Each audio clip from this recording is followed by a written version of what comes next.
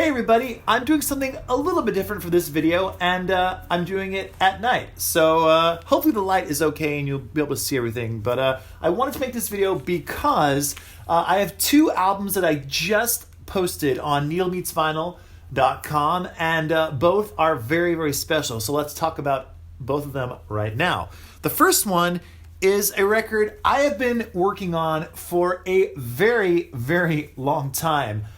This is an album by Cream. This is called Disraeli Gears. And of course, this is their second album. And this is an absolutely classic album.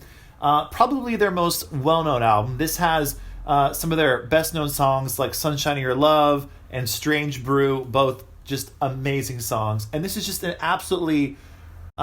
it's a masterpiece when it comes to psychedelic rock and roll. This is one of the best ever made. It's fantastic.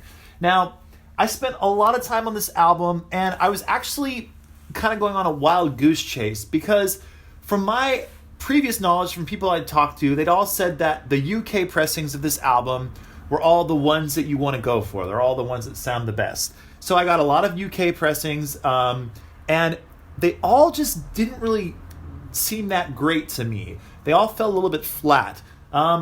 And then, obviously I was working on other albums at the same time, but as I went, I did a little bit more research, and I found out that this album was recorded in New York at Atlantic Records Studio, and that is a big key to why this pressing that I have is the best one that I've heard.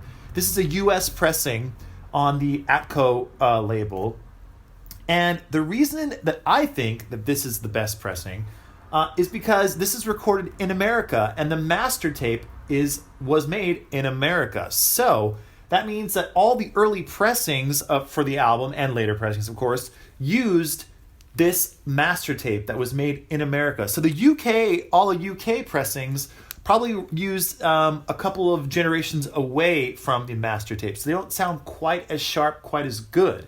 And with this album, it really, really makes a difference.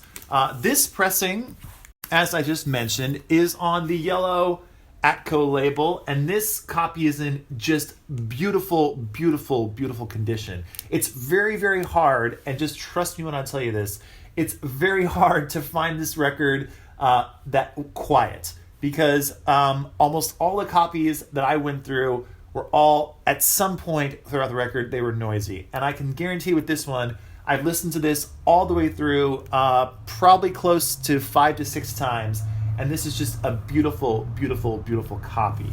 And it just sounds excellent. The clarity, the high-end clarity is amazing. And that's really the game changer when it comes to this album and this pressing. The UK copies all kind of sounded like they had like a layer over the top of them. This US pressing, it's like that layer has been removed. It's that brilliant. So if you want this album in its original state, this is the way to go. And this is, of course, a stereo pressing, by the way. There is a mono version of this album as well. But I'm just going to deal with the stereo pressing. So if you're interested in picking this one up, go to my website, needlemeetsvinyl.com. This is a very, very amazing listening experience. So if you want it, it's on the website. And the second record I want to talk about is an album by Elvis Presley. This is an album called Moody Blue. And this is actually Elvis's last album that he ever made. And this was released in 1977, 4 weeks before he passed away. So this is literally the last record ever released while he was still alive. Now, this is a very, very cool album, and it is on blue vinyl. And before you start thinking, wow, what a cool, rare record it is, it's on blue vinyl. The blue vinyl is not rare at all. In fact, all of the early pressings of this album and many, many other later pressings were all pressed on this blue vinyl. So if you ever see this record in a record shop and someone has it listed for an unbelievable amount of money, most likely they just don't know that this was just released on blue vinyl like this. Actually, the black vinyl pressings of this record released, the earlier ones, are the ones that are worth a lot of money because those are the rarer ones. But we are talking about sound quality, And this sounds absolutely fantastic. This is, in my opinion, the best sounding Elvis Presley record that was ever made.